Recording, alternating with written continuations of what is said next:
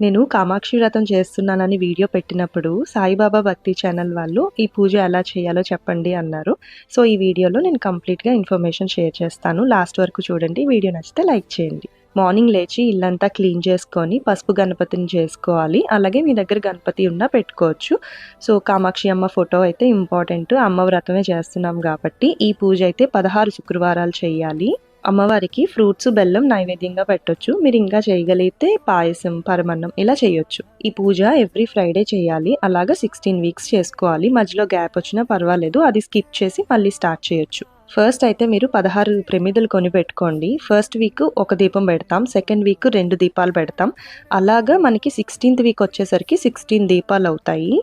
Before weeks use చేసిన ప్రమిదలు మళ్ళీ నెక్స్ట్ వీక్ యూజ్ చేయొచ్చు. ప్రాబ్లం లేదు. అమ్మవారికి దీపం వెలిగించి మీ సంకల్పం చెప్పుకోండి. మీ అందరికీ ఈ వీడియో యూస్‌ఫుల్ అవుతుంది. మీరు కూడా అమ్మ పూజ చేసుకుంటారని కోరుకుంటున్నాను. వీడియో నచ్చి